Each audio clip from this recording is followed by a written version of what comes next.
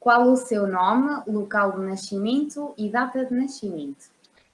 Ora, eu chamo Paulo Barradas, nasci em Lamego e aí pelo dia 2 de janeiro de 1963. De que manifestação vamos falar nesta entrevista? Vamos falar do intrudo de Lazarim. Descreva a manifestação, esta manifestação. Onde, Ora, bom, quando, porquê? muito bem, então. O intrudo de Lazarim é uma manifestação cultural de uma comunidade muito própria, porque é uma comunidade que até relativamente há pouco tempo era bastante fechada no seu espaço geográfico, porque a Vila de Lazarim fica encravada no seio de duas ou três serras, e portanto ali se cria uma comunidade muito endogâmica ainda hoje. Digamos que meia dúzia de famílias constituem o extrato sociológico da comunidade.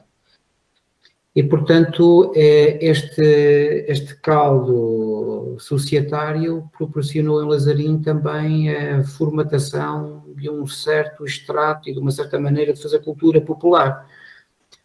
Em Lazarim, além do intrudo, existem outras particularidades culturais que são muito próprias desta vila, que não existem no contexto do resto do concelho, nem das regiões aqui próximas de Lamego, e, portanto, uma comunidade como esta, com estas características, obviamente cria ritos de, digamos, de divertimento e até de libertação, porque o intrudo é um tempo de desvio da norma, ou seja, durante todo o ano esse grupo societário está sujeito às normas comuns de uma sociedade organizada, e se for uma comunidade com forte sentido de estreitamento familiar, ainda mais, e portanto o intrudo acaba por ser o espaço temporal de 2 dias, 3 dias, em que toda essa norma é completamente subvertida, até porque imediatamente na quarta-feira de cinzas essa norma fica ainda mais reforçada. Portanto, Lazarim conseguiu criar, volto a repetir-me, esta festividade cultural. É uma festividade com características realmente muito particulares, porque nela pontifica de forma especial a máscara de Lazarim, que é a máscara branca do Amieiro. É uma máscara sui generis que tem sofrido ao longo do tempo também alguma evolução.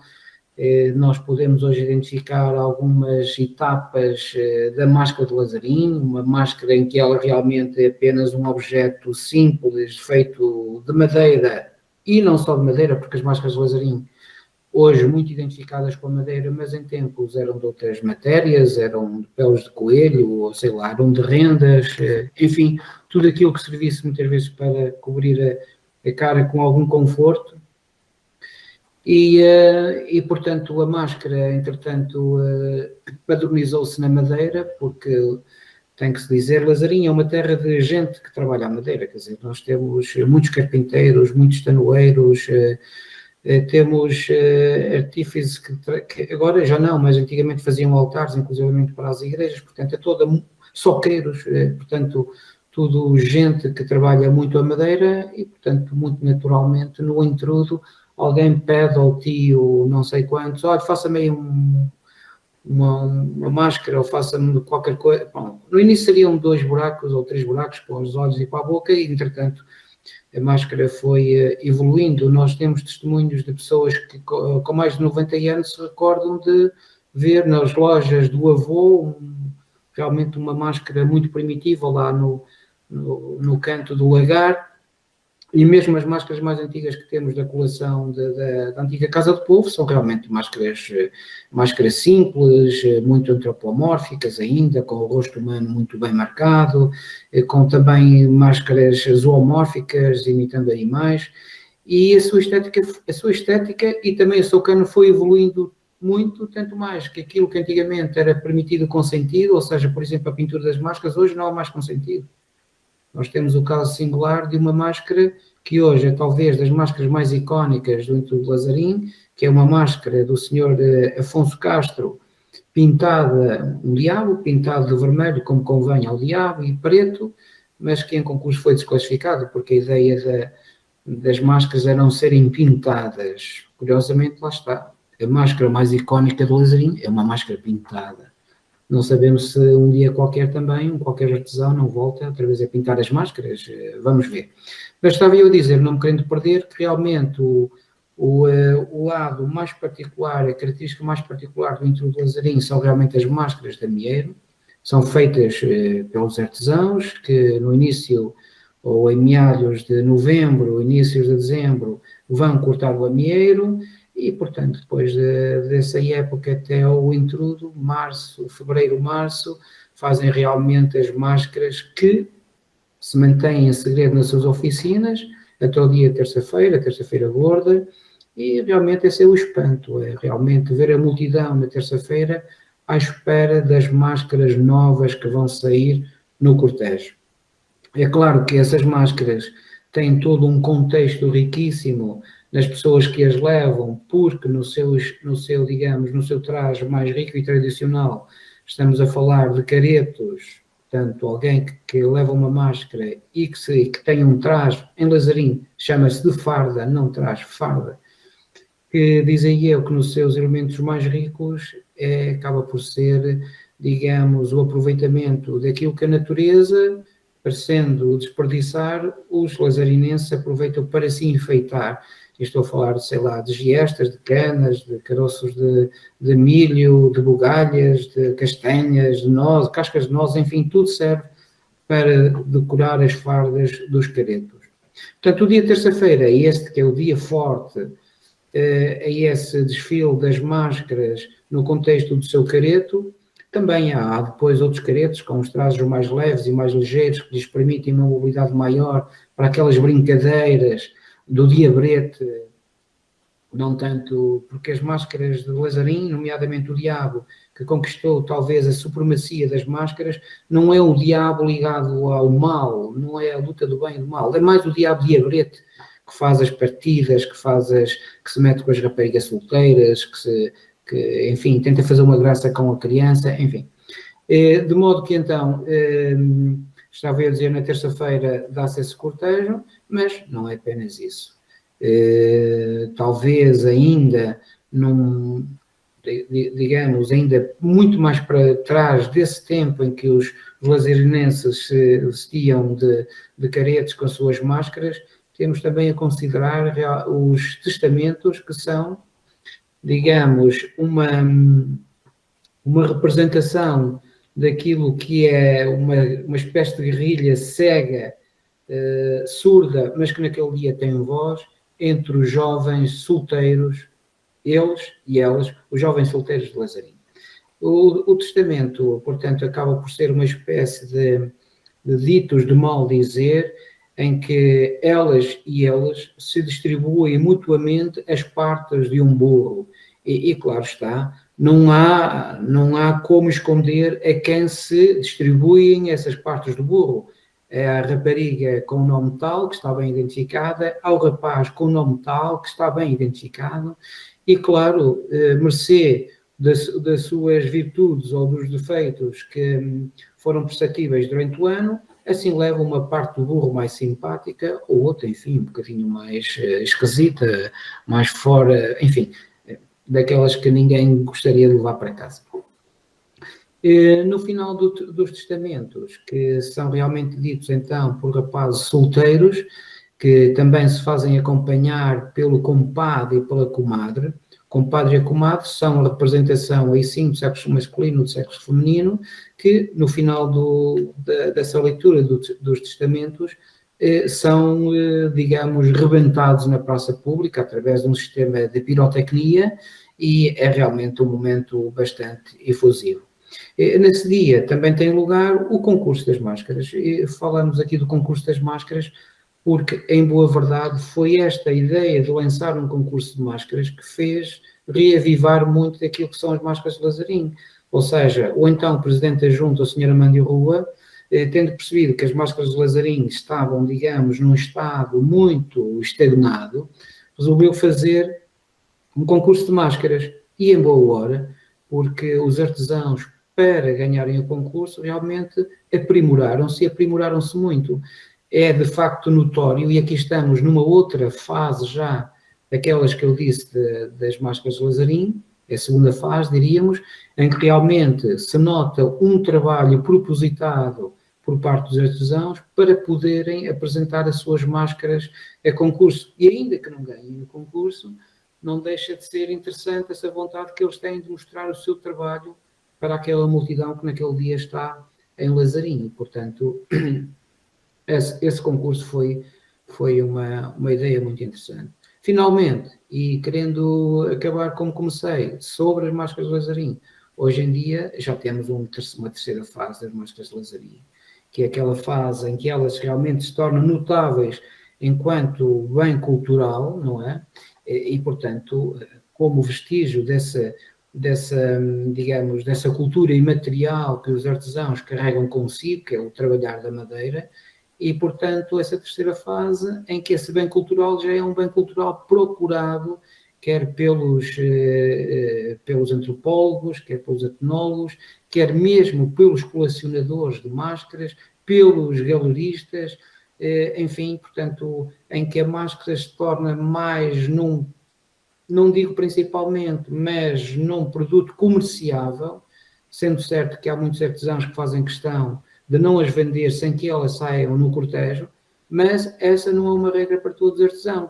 Portanto, nós neste momento, em termos de máscara de Lazarim, estamos nesta fase em que é necessário criar também algumas balizas, algumas regras, para que a máscara não venha a tornar-se principalmente num bem comerciável. Ela pode ser de facto um bem comerciável, mas primeiro que tudo tem que emblemar, tem que representar essa festividade que é o Entrodo de Lazarim. Só nesta complementaridade é que é possível, de facto, salvaguardar as máscaras de Lazarim e, obviamente, o Entrodo de Lazarim. Muito bem. O que é produzido ou como produz o que produz nesta festividade? Bom, eu não produzo nada nesta festividade. Eu não, portanto, não participo dessa forma ativa na festividade. Portanto, eu não produzo nada para o Entrodo de Lazarim, a não ser realmente com algum trabalho de investigação, de estudo, de cuidado, mas diretamente, em termos de recursos materiais, não produzo nada para o Entrodo de Lazarim. Além dessa participação indireta, de que outras formas participa no evento? Bom, quer dizer, a participação que eu tenho no Entrodo de Lazarim, digamos que é mais de acompanhamento, porque o Entrodo de Lazarim é organizado pela Junta de Freguesia de Lazarim. Ora, acontece que eu, enquanto responsável do Centro Interpretativo da Máscara Ibérica, obviamente somos um parceiro de excelência em alguns aspectos da organização da festa. Quer dizer, sei lá, por exemplo, a leitura dos testamentos já aconteceu de uma das varandas do nosso edifício. A última realização da festividade foi num espaço contíguo ao nosso edifício, portanto, realmente nós não só fazemos muitas vezes ali o suporte do visitante que vem ao Entrodo de Lazarim, e é claro, é óbvio que nós, enquanto entidade que também preserva, tem o cuidado da preservação da máscara de Lazarim, e, portanto, na altura do Entrodo temos sempre uma exposição, temos nossos espaços abertos para o visitante poder ver e apreciar de uma forma, digamos, mais calma e poder interpretar de uma forma mais serena aquilo que é o Entrodo de Lazarim. Obviamente estamos a contribuir também para esse Entrodo, não é? Portanto, é um bocado mais este papel. Em termos mais particulares e dentro daquilo que são as minhas funções enquanto coordenador do Centro Interpretativo, nós temos tentado realmente fazer aqui aquilo que é a relação de todos os saberes que existem à volta do Entrodo de Lazarim. Inclusivamente também estamos a desenvolver uma base de dados que permite, digamos, catalogar as máscaras de Lazarim de acordo com um determinado número de princípios, nomeadamente os seus artesãos, as suas tipologias, portanto o ano em que elas são feitas, também, sempre que possível, o seu percurso cultural, o que é que queremos dizer com isto? Se elas estiveram numa exposição, se saíram numa revista, sei lá, muitas vezes até conseguimos registrar o proprietário que a compra, às vezes até fotografamos o próprio proprietário com a máscara, mas temos todo o cuidado no seu registro, medimos-la, fotografamos-la, fazemos uma fotografia técnica, fazemos uma memória descritiva e, portanto, nessa medida, estamos aqui a criar um instrumento, que é um instrumento para memória futura, que permita daqui a alguns anos termos um seriado de máscaras de Lazarim, que, por um lado, é a sua memória e, por um lado, é também o garante da sua herança. Portanto, esse é um trabalho que estamos a fazer no CIMI, para além de tudo, e é claro, fazemos isto não só com as máscaras de Lazarim, mas também numa parceria muito estreita com a comunidade. Recebemos muitas vezes os trajes, e alguns deles, os trajes mais memoráveis que saíram em alguns intrudos, também nos deixam à guarda, e depois ainda também ficam muitas vezes à nossa guarda máscaras de particulares que durante o ano deixam esses bens pessoais no CIMI e com o compromisso de que no intrudo depois, naturalmente, vêm para a rua. Portanto, é um pouco esta a colaboração, a minha colaboração enquanto coordenador, é, digamos, pôr tudo aquilo que são as potencialidades do Centro Interpretativo da Máscara Ibérica ao dispor da Máscara de Lazarim, na sua promoção, na sua divulgação, na sua valorização como património imaterial que nós queremos preservar, divulgar e, obviamente, torná-lo mais comum e mais próprio e mais pertencente a todos. Como é que começou a participar neste intrudo?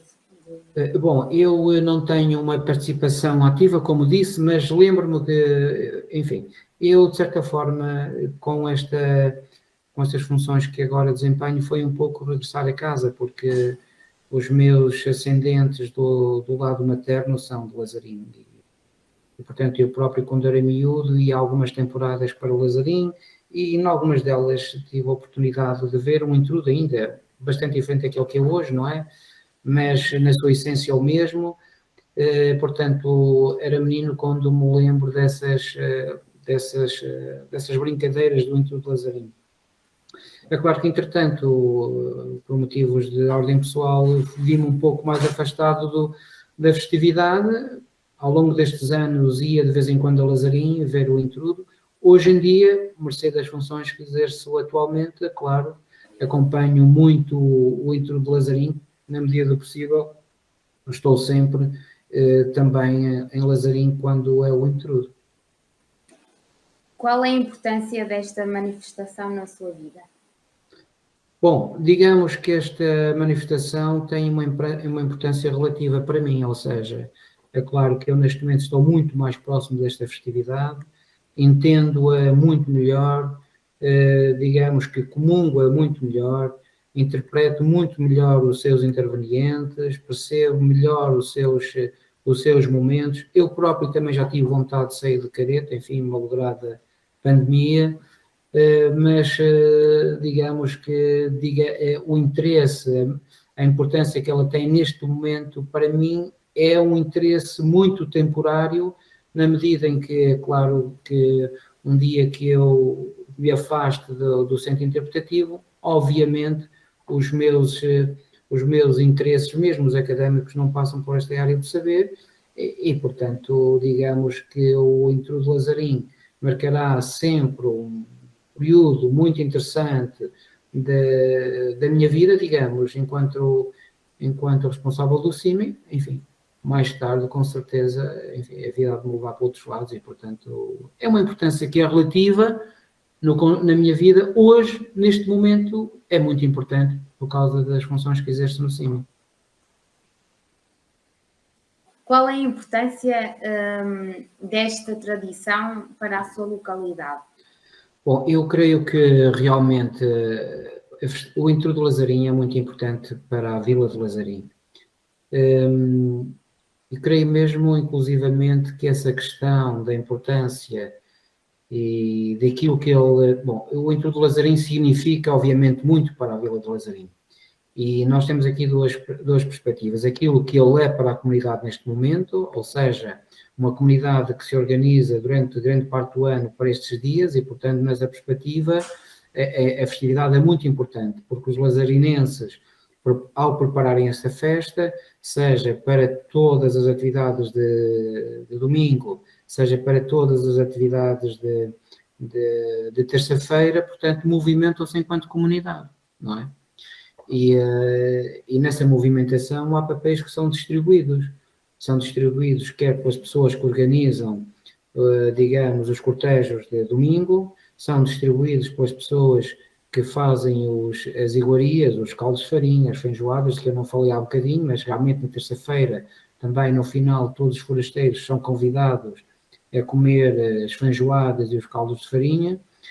Portanto, há coisas que são distribuídas pelos artesãos, nomeadamente fazerem as máscaras, há coisas que são distribuídas pelas autoridades locais, pela junta de freguesia, com os seus líderes, e, portanto, durante um tempo, toda a comunidade se organiza para poder ter o seu intrudo. Digamos que, se por acaso o intrudo Lazarinho não tivesse visitantes absolutamente nenhuns, a comunidade organizar-se da mesma forma, ou seja, a festividade é tão importante como ato comunitário que, independentemente de receber 5 ou 5 mil visitantes, ela nunca deixa de se realizar, independentemente de naquele dia estar um sol aberto ou de chover muito, ela não deixa de se realizar. De facto, ela é um ritual comunitário. E, portanto, desse ponto de vista societário, ela é, de facto, muito, muito, muito importante. Depois há uma segunda fase. É realmente as mais-valias que uma festividade destas, ao ter-se tornado notada, ao ter-se tornado conhecida, é claro que não consegue fugir aos olhos dos curiosos, não consegue fugir aos olhos da comunicação social e, portanto, dadas as suas particularidades, ela é muito procurada pelos forasteiros, por aqueles que gostam deste tipo de cultura popular, por aqueles que gostam de máscaras, por aqueles que gostam de brincar ao intrudo, por aquilo que gostam que é diferente, por aquilo que gostam ainda dos intrudos que é um intrudo que ainda não é massificado, porque estamos, mesmo o Lazarinho enchendo, estamos a falar de 2, 3 mil pessoas, não é? Portanto, não estamos a falar de uma massificação de um carnaval que mete milhões de pessoas, não é? Portanto, ainda estamos muito a falar de uma festividade que se resolve no pequeno grupo ou no grupo de uma média dimensão. Portanto, nessa perspectiva, é claro que o intrudo também tem depois aqui uma dimensão, digamos, económica que muito interessa à Vila de Lazarinho. Interessa porque naquele dia há uma maior possibilidade de negócio em todas as frentes, seja vender máscaras, seja nos estabelecimentos que comercializam bebidas e comidas, enfim, que se organizam à volta da satisfação das necessidades dos visitantes, e é claro, e há todo um cartaz turístico de que o Lazarinho aproveita mesmo para o resto do ano. Ou seja, muita gente vem a Lazarinho, em tudo Lazarinho, e depois mais tarde volta. Portanto, não haja dúvida nenhuma que o intrudo tornou-se, digamos, num aspecto que pode ser rentabilizado mesmo do ponto de vista do desenvolvimento da Vila de Lazarinho. Eu creio que há que trabalhar melhor estrategicamente essas possibilidades e isso também só se consegue se a Máscara de Lazarinho estiver protegida daquilo que é, digamos, a sua demasiada massificação. Como é que o atual isolamento afeta o seu ofício e a festa? Bom, realmente não há nada pior para uma festa comunitária do que o isolamento das pessoas. A pandemia veio precisamente a obrigar a um registro de convivência que é precisamente o oposto daquilo que é a vida em comunidade. Se nós considerarmos que o Intrudo de Lazarinho é o resultado de uma comunidade em convívio, já estamos a ver que aquilo que é o isolamento pandémico é precisamente diametralmente o oposto. Portanto, não pode deixar um momento desses, de ter marcas profundas, digamos, na comunidade. Ou seja, notou-se muito em Lazarim realmente a falta da festividade. As pessoas, havia um ambiente que, portanto, não era nada festivo, onde antigamente havia barulho, havia silêncio, onde antigamente havia gente, não havia ninguém, onde antigamente havia agitação, desta vez era a calmia, era o silêncio. Portanto, realmente, digamos que do ponto de vista comunitário, o estado pandémico transformou completamente a Vila de Lazarim naqueles 3 dias. Contudo, diga-se que os artesãos não deixaram de fazer máscaras. E também, realmente, e ainda antes de falar dos artesãos, houve algumas tentativas, a meu ver, bem conseguidas, de não deixar escapar a memória do intrudo. As pessoas em suas casas foram, digamos, desafiadas a colocar à porta de casa qualquer coisa que lembrasse o intrudo, máscaras, trajes, enfim, qualquer coisa que lembrasse o intrudo. De qualquer forma, continuando o meu raciocínio, de facto, apesar da pandemia, os artesãos não deixaram de fazer as suas máscaras. A única coisa que aconteceu foi que elas não vieram para a rua. Agora, eles fizeram-nas e continuaram a vendê-las. E, portanto, digamos que do ponto de vista da máscara, não se fizeram tantas quanto era usual, mas também não se fizeram tão poucas quanto era aquilo que seria de esperar. O que é que eu quero dizer com isto? Quero dizer com isto, e abrindo aqui um pouco a conversa, a discussão, é que neste momento estamos numa fase em que a máscara, digamos, não precisa do intrudo para existir. Isto é que dá que refletir.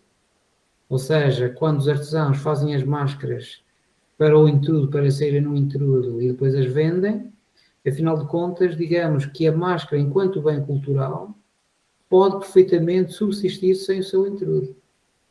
E isto é que é realmente interessante se refletir.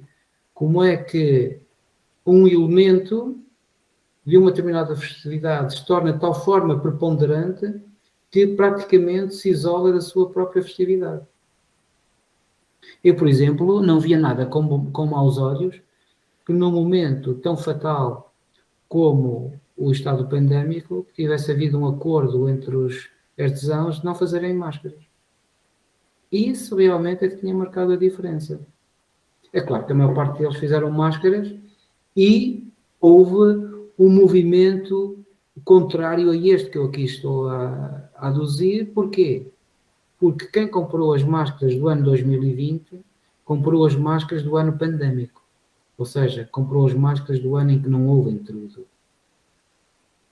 Mas, a meu ver, se não tivesse havido máscaras no ano 2020, é que se tinha percebido a estreita ligação que deve haver entre a máscara e o seu intrudo. Bom, penso que é um caso para refletir, porque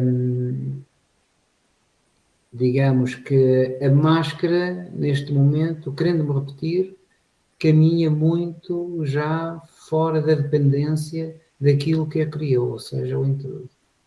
Isto dá muito que refletir. Ou seja, é o intrudo que dá contexto à máscara ou é a máscara que dá motivo ao intrudo?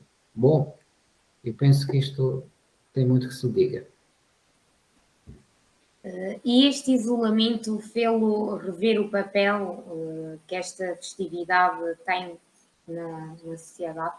Bom, digamos que antecipei um bocadinho a minha resposta com esta resposta com a resposta anterior. De facto, vendo bem, eu julgo que do ponto de vista do intrudo, há coisas para refletir. Ou seja, se eventualmente este estado pandémico se viesse a prolongar por mais 2, 3, 4 anos, digamos, e em futuro, e em anos futuros, que esta situação volta a acontecer, realmente os lazarinenses ficarão prejudicados no seu intrudo. Não ficarão prejudicados na sua máscara. É isso que se percebe. Ou seja, digamos que perde a festividade, não perde a máscara. É uma coisa, voltei a dizer, que tem que se pensar, mas digamos que a máscara não está em perigo. O intrudo, não sei, vamos ver. Chegamos ao final, mas tem algo que não perguntamos e que gostaria de deixar? Bom, eu gostaria de deixar mais 2 ou 3 apontamentos. Um deles é precisamente esta ideia que acabo de refletir sobre a questão da máscara versus intrudo, a maneira que há de, eu julgo que tem que haver uma espécie de código de conduta que salvaguarde esta união que, a meu ver, é indispensável que existe entre a máscara e o intrudo, porque já se viu que à primeira oportunidade o intrudo e a máscara descasaram, não é? Isso por um lado. E depois, propriamente, a máscara. A máscara tem que ser protegida, tem que haver realmente uma marca registada que as proteja de imitações infelizes.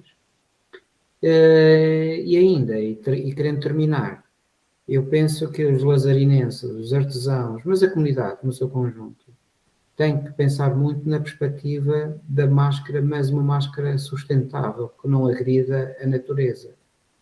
Vamos ver que a máscara de lazarinho é feita de madeira, e é feita de madeira de amieiro. Nós sabemos que o amieiro é uma árvore que cresce com muita facilidade, Mas quando estamos a falar de facilidade, estamos a falar de 10 anos, 15, 20 anos.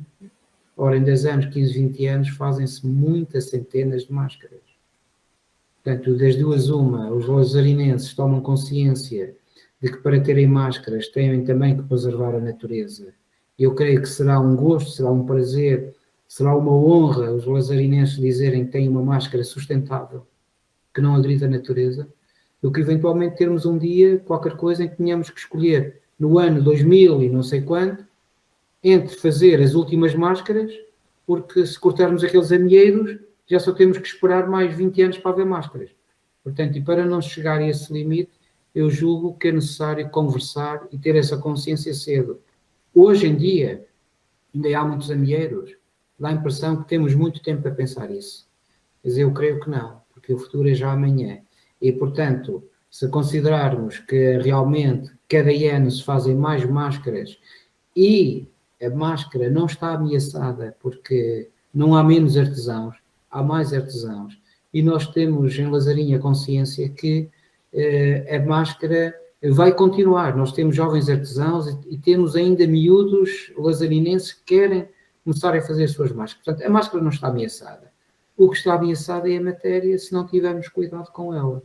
Portanto, e é um bocadinho esta alerta, esta chamada de atenção, porque acho que a máscara de Lazarinho, enquanto bem cultural, se for um bem cultural sustentável, que além de ser uma marca do homem, é também uma marca do respeito pela natureza, que a oferece de graça, bom, nessa altura teremos uma máscara de Lazarinho espetacular. Muito bem, muito obrigada.